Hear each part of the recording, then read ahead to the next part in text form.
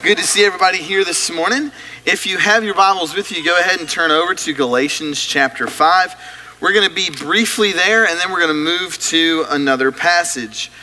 We're starting a new series today, one that looks at the fruit of the Spirit from Galatians chapter 5. And what we're going to do is we're not just going to go through those specific pieces of the fruit of the Spirit, and just kind of dissect those. We're going to take those and we're going to apply it to the theme this year about focusing on the family. What would it look like if each of these pieces of the fruit of the Spirit and what they mean impacted your family, and in impacting your family, it impacts this family as well. Now, to understand, first of all, why this is even where it is in Galatians chapter 5, we have to understand the book of Galatians. And real quick, basically, what Paul is talking about from chapter 1 all the way to the end of the book is this idea of a false gospel. And within that false gospel, there's this idea that it's okay for people to go ahead and follow after what Paul calls the works of the flesh. And in Galatians chapter 5, what Paul is specifically addressing from verse 16 all the way to the end of that chapter is the dichotomy, or the comparison and the contrast between what the works of the flesh look like and what the works of the Spirit look like. And he calls on Christians to walk by the Spirit and walk as a manner of life and to be led by the Spirit. Well, what does that even look like? And that's what Paul talks about here with the fruit of the Spirit. And basically what he notes there is that if you walk by what I call the fruit of the flesh, that's located in Galatians chapter 5, that ultimately leads to slavery. Because what Paul notes to them is that there is law, Old Testament, even Christian law, that are against that. And you will be bound to it, and you will continue to be in chains. But with the fruit of the Spirit, there is freedom. There is no law. Paul goes on to say at the end of that chapter, of these things there is no law that's against it. That's what he says.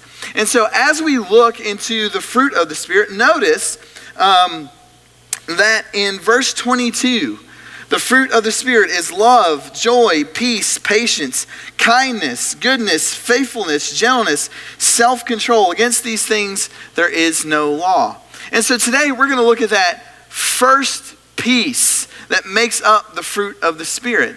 And you should understand, and I need to understand, that all of these things are intertwined. Every single one of these attributes that makes up the fruit of the Spirit is essential to walking and being led by the Spirit, but also you can't have the fruit of the Spirit without having all of these things together. And the very first one that he mentions is the word love. And what's interesting about that is that all of the other pieces of the fruit of the Spirit are central, are grounded in the very first attribute that's mentioned.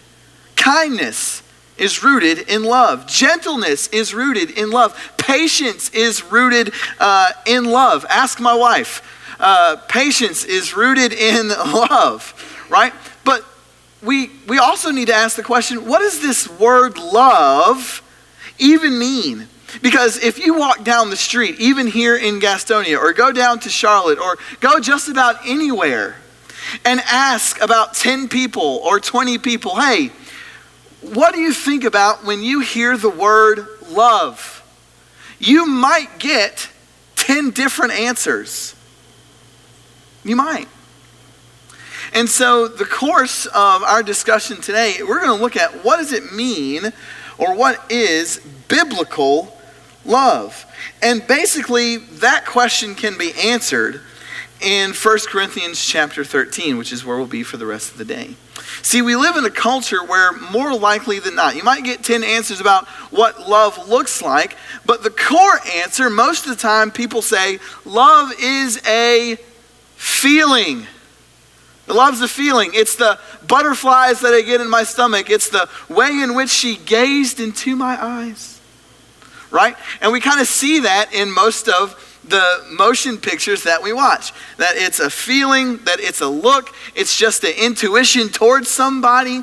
And that might be true in some sense, but that's not what completely and totally makes love. There will be people that will tell you that they can have all of those feelings towards somebody else that isn't their wife or their husband. Right? We see it all the time. And so what we also have to understand about this list is that each one of these pieces that makes up the fruit of the Spirit has to be different than how the world defines these things. Because if spiritual love and Christian love is the exact same thing as worldly love, then what's the use in mentioning the difference? What's the use in making this comparison and contrast in Galatians chapter 3? Now, there's probably no better place to really look at love than 1 Corinthians chapter 13. Not because it's always quoted in weddings, not because that's what people put on shirts or what people put on coffee mugs, but because of the background information in which this passage is. 1 Corinthians, written to the people at Corinth. Now, I'm careful to say this, but if you think our society is jacked up, the Corinthians would say, you ain't seen nothing yet. Because this is a group of people, this is a place that outside of Crete was known for their debauchery, was known for all the crazy things that they did, that even your average Roman would say, man, that right over there is just a little bit more messed up than what I'm accustomed to. And so what we have in the book of 1 Corinthians, it really is a group of Hatfield and McCoys. You've got a mixed congregation, and you've got people who are following people because of who they're baptized by. You've got Lord's Supper issues. You've got giving issues. You've got spiritual issues. You've even got family issues in the Corinthian church. You've got people who are calling out Paul, who are saying, hey, Paul's really not the guy you need to be following. I mean, you name it as far as a spiritual or family issue as a church, and maybe even some individual families, it is located right here in 1 Corinthians and 2 Corinthians. And what Paul is talking about, where we find this passage, is that in chapter 12 and chapter 14, there's this big conversation that's going on about spiritual gifts. Because along with all of those other issues that have been mentioned, you've got people going around saying, you know what? I've got the gift of prophecy, and that makes me better than so-and-so. And then you've got people who have the gift of tongues, and they say, well, actually, I've got the gift of tongues, therefore I'm better than the person who has the gift of prophecy. Well, wait, time out. I've got the gift of knowledge. That makes me better than this person and this person and this person. And so Paul, right in the middle of this conversation about gifts, tells everybody basically, hey guys, let's pump the brakes on the conversation about gifts real quick. And let's look at what should be the foundation of why we do what we do, and be the foundation of who we are as God's people, as God's family.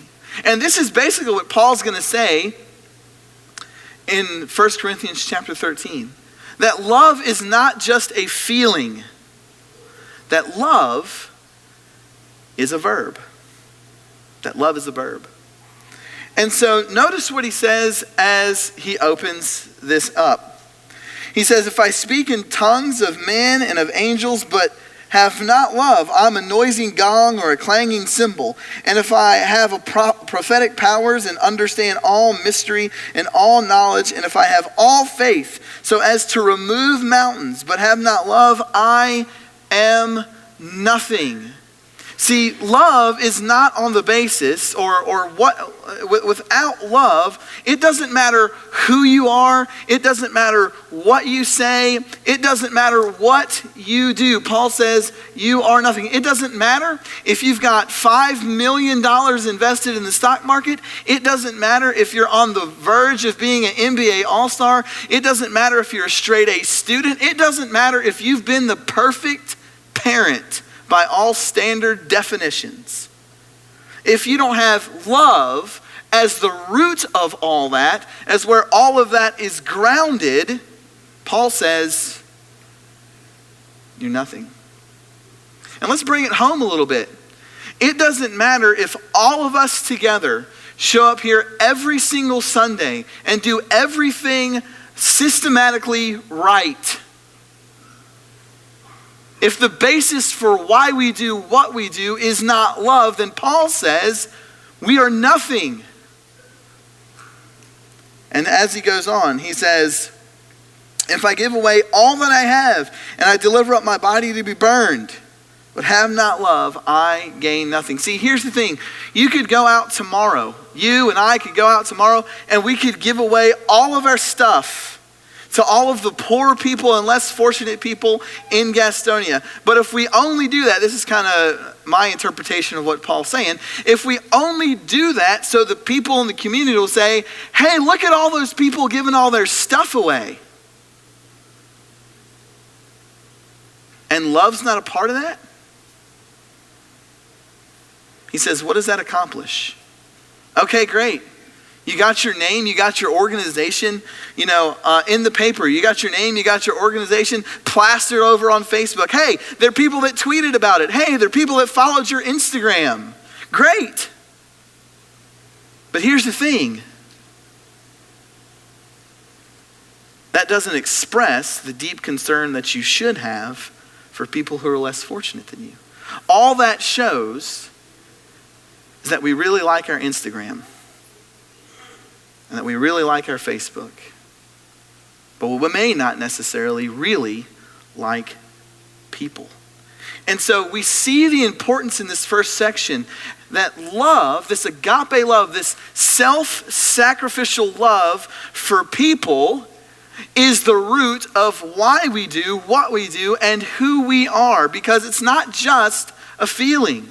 Love is an action. And so then he goes on and he gives a vivid description of love. He says, hey, this is what you are without it, equals nothing. But this is exactly what love is and what love does. And it says there in verse 4, love is patient and love is kind. Now those are two essential things that we're also going to see in the fruit of the Spirit. They're also going to tease out later in the series. But patience or long suffering is the ability to walk with some people who are difficult to deal with. Think about Jesus and the patience that he had with 12 guys that he assembled together to change the world. You think there was any patience that Jesus had to have with those 12 guys? Absolutely. There were multiple times in Jesus' walk with those 12 where he would say a parable and they would say, we don't get it. Or there were multiple times, specifically with Peter, where Peter would take foot, insert mouth, and Jesus would say, ye of little faith, what is going on? Do you not understand? He was patient with those 12. He was long-suffering with those 12 because he loved those 12. And we live in a world, in a 24/7 world, where we are so quick not just to judge, but we are so quick to give up on people because people haven't met our standard of where they should be. We expect people to be where we are in a less amount of time than it took for us to get to where we are.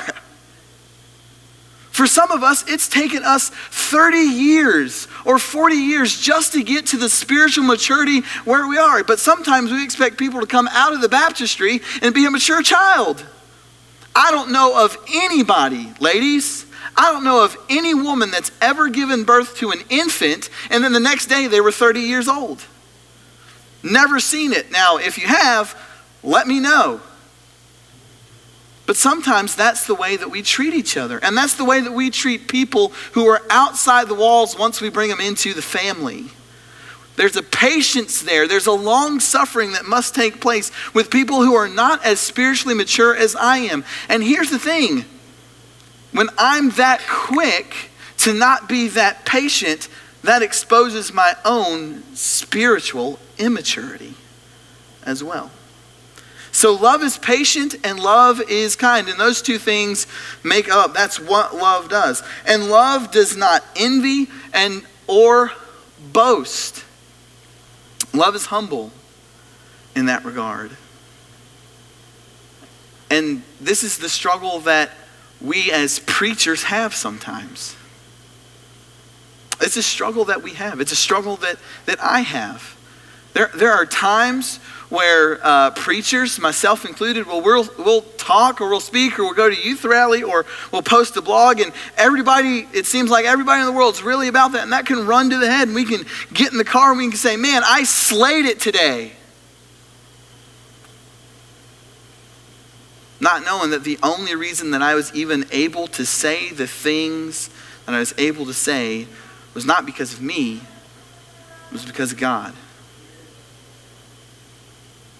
And if we're not careful, there's a fine line between encouragement and boasting. And if we're not careful and we get into the boast mode, we then turn the things that we do, the things that we say, and the people that we become into inward looking rather than upward looking. And so love does not envy and it does not boast. It is not arrogant or rude. It does not insist on its own way. Remember when Peter was with Jesus and Jesus was having that final conversation, and he told his disciples that he was going to die. And Peter, I'm sure, out of the love that he had for Jesus, said, you know what, Jesus? No, you're not. You are not going to die. Actually, Jesus, I'm here for you, and I will do whatever I can to make sure that you don't die. I'm ready to die for you. Now, for most people, that'd be like, man, that's a really encouraging word there, Peter. I'm glad that you would do that. See, Peter insisted on his way in that situation. But Jesus looks at Peter and says, get behind me, Satan, for your thoughts are on the thoughts of the world, thoughts of man, not on the things of God. And here's the thing about love. Sometimes what it really means to love somebody is to put myself in a difficult situation, not for my benefit, but for that person's benefit. Sometimes that means I've got to swallow the pill. And I have to approach somebody that I love, and because I love them, I have to have a serious conversation with them about the things that they are saying, about the things that they are doing, because it impacts their spiritual path. Love is not passive. There's no way that love can ever be passive. It's not passive in the days in which there are joyous occasions, but it's also not passive in the difficult conversations and interactions that we have with one another. I have a difficult conversation with people. You have a difficult conversation with people here and in your family and even outside these walls. Not because it's fun to be put in a difficult situation, not because it's fun to have a difficult conversation, but because I love them.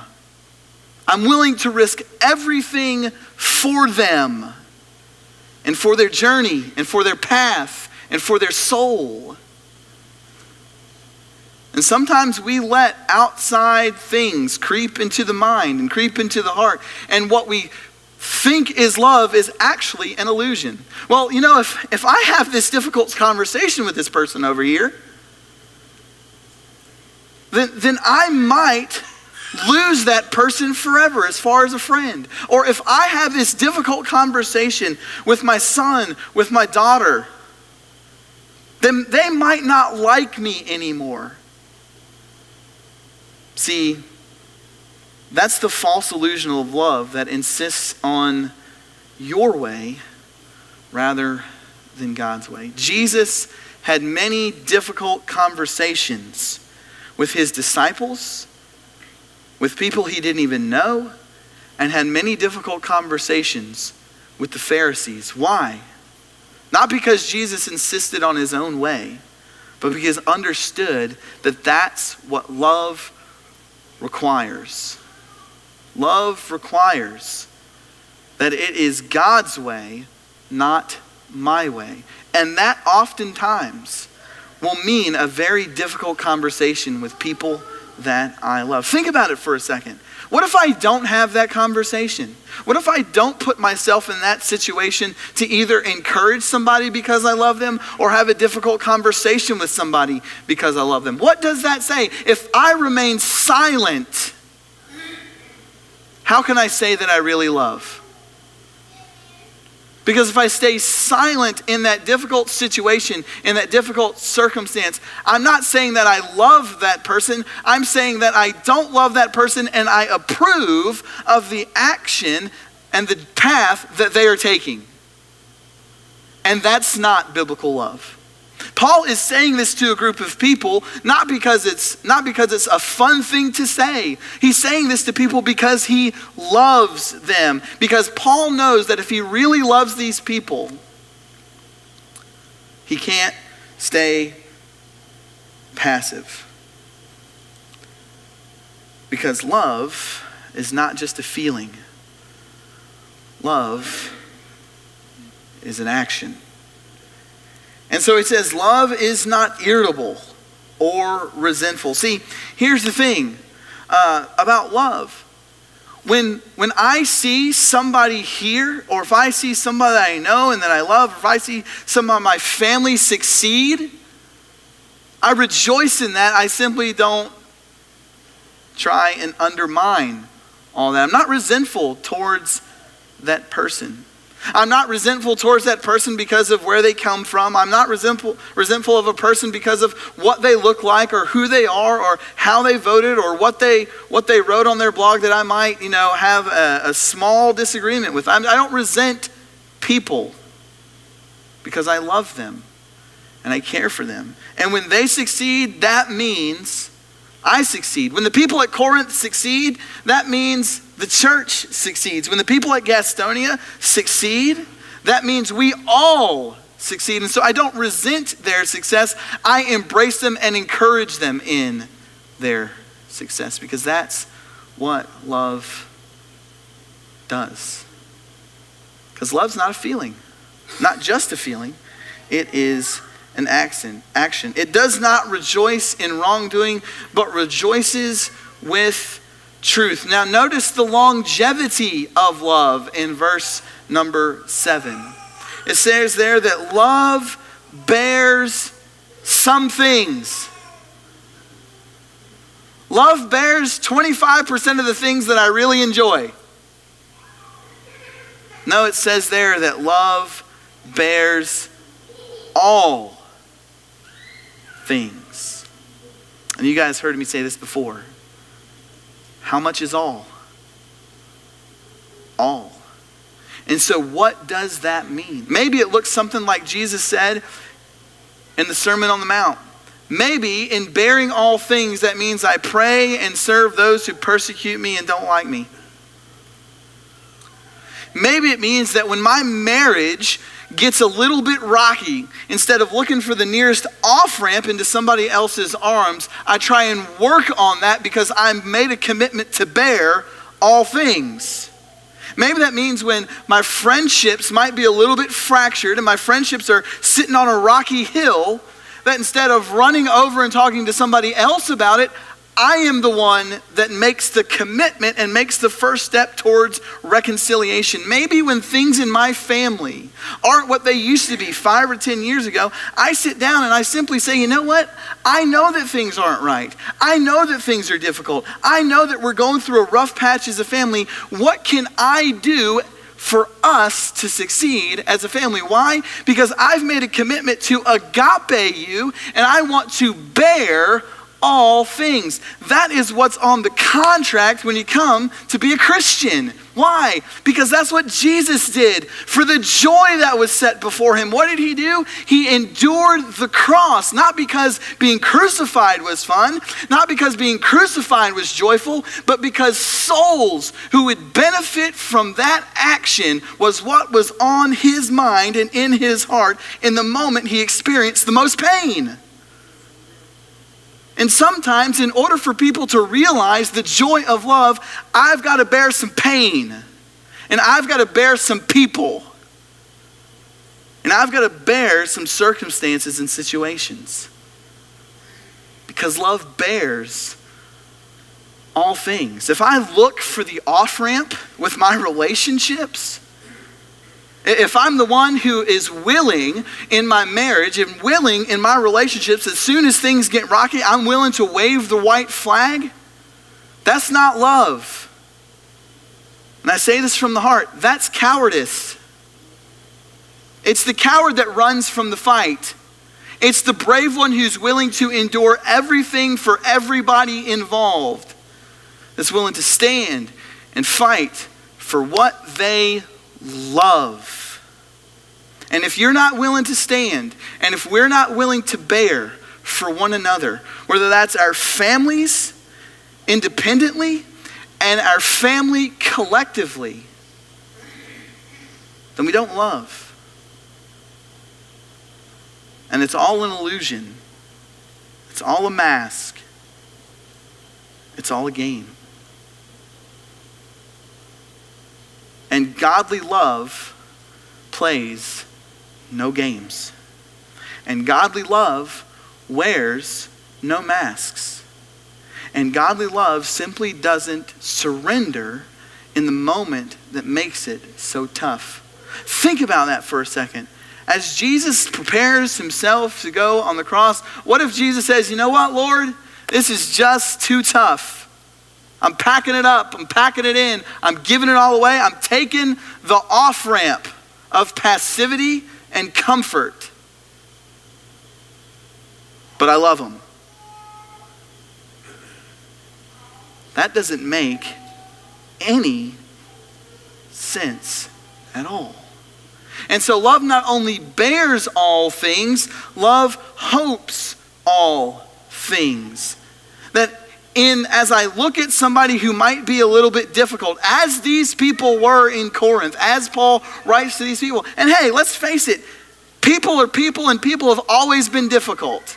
And if you think that somehow tomorrow you're going to go and find a lamp and rub a lamp and a genie's going to pop out and he's going to grant you 3 wishes and one of those wishes will be like, make all people perfect. I'm here to tell you that's not going to happen. As long as people are around, they will be difficult. But that doesn't mean that we don't hope for the best for them. And in hoping for the best for them, we act in accordance with that hope. I can't hope that somebody becomes a Christian. I can't hope that somebody's marriage gets back on the right track. I can't hope that somebody gets clean from something that they're addicted to. I can't hope that somebody, handles their pride issue. I can't hope that somebody is no longer jealous or envious. I can't hope all of these things for all these people and not be directly involved. Jesus just didn't say, I hope you're saved. Jesus said, I hope you're saved, and now I'm going to move in that hope to see that it happens. See, this is what we do sometimes.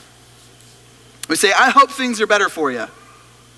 And the way that we get off or around from being involved in that, from living out the hope that we have within us for other people, is to say something like this. This is kind of our get out of jail free card. I'm praying for you.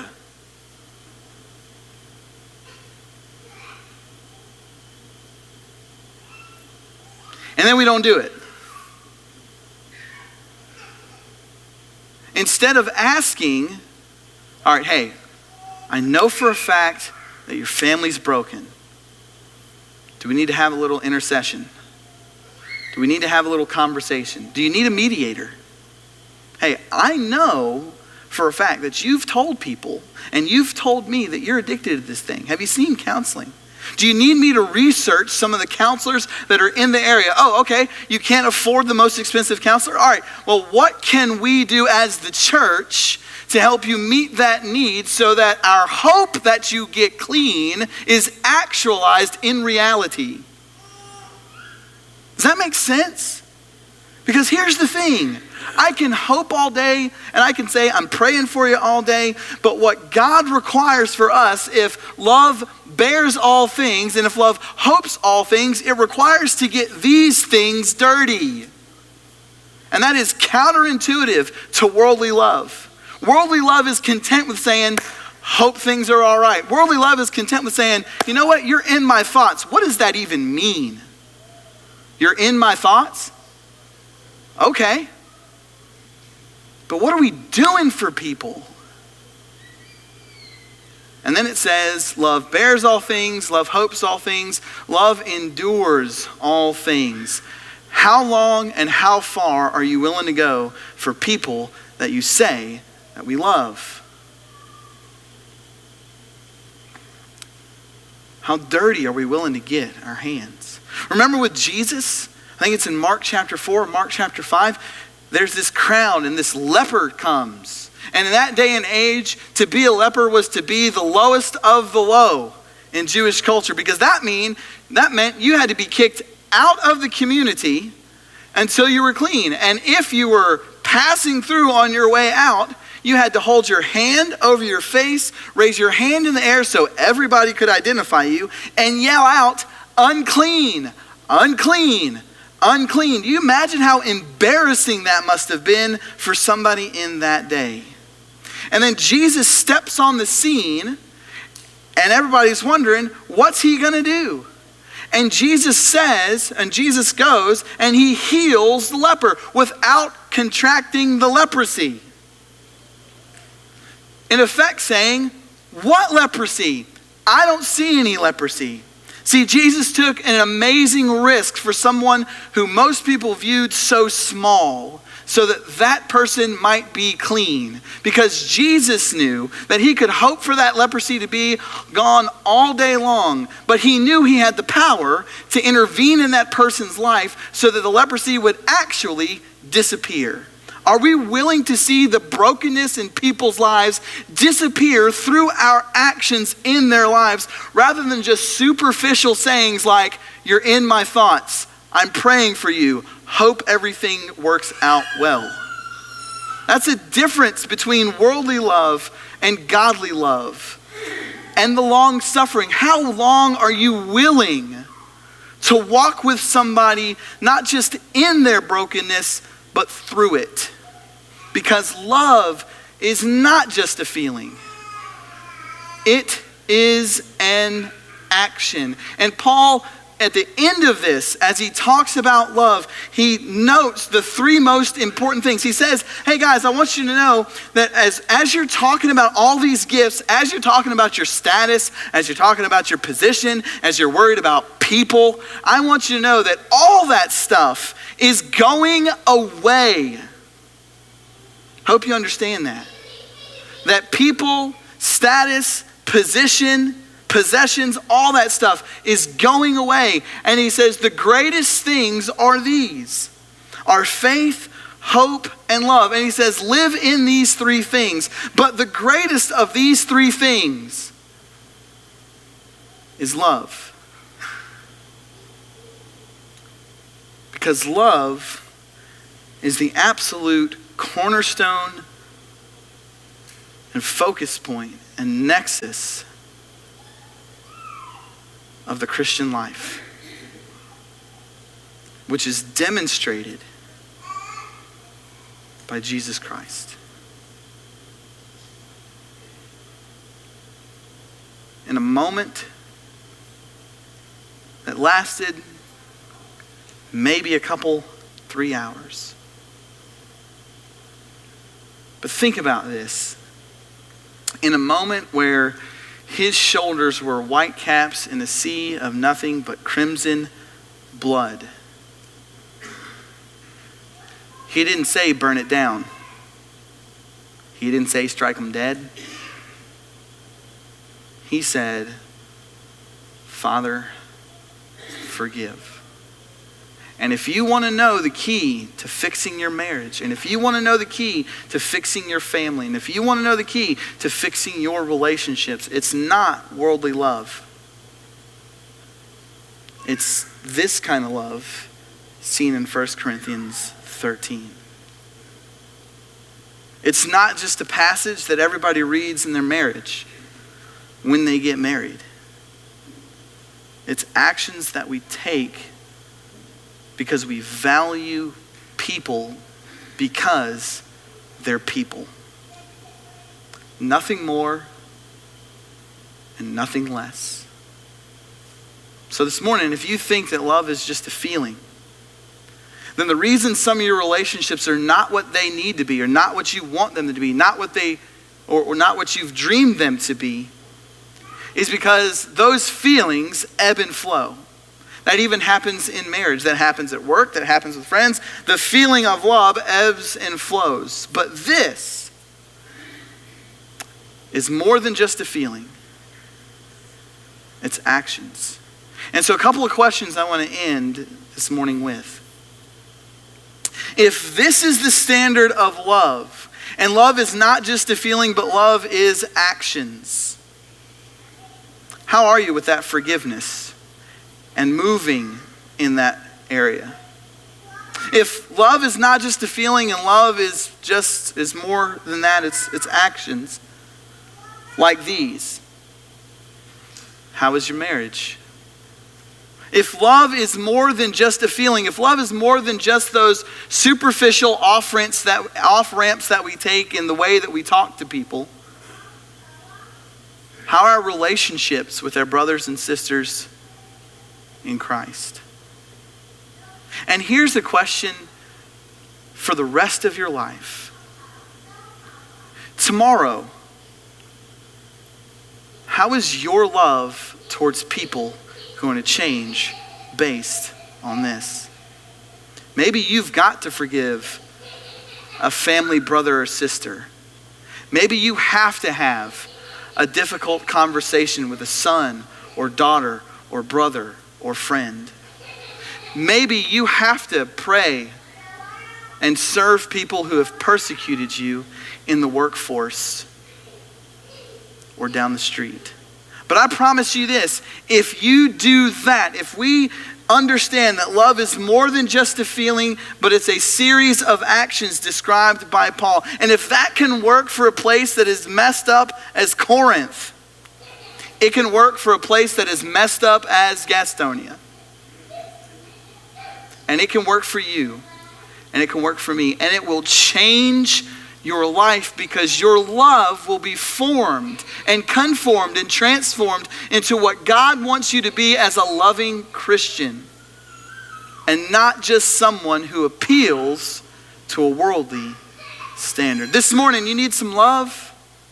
Jesus Christ gave you that love on the cross 2,000 years ago. And he wants to transform whatever situation or circumstance or brokenness that you feel this morning. And he's inviting you to the cross that's stained with blood, but is grounded and planted in love. Would you do that this morning as we stand and as we sing?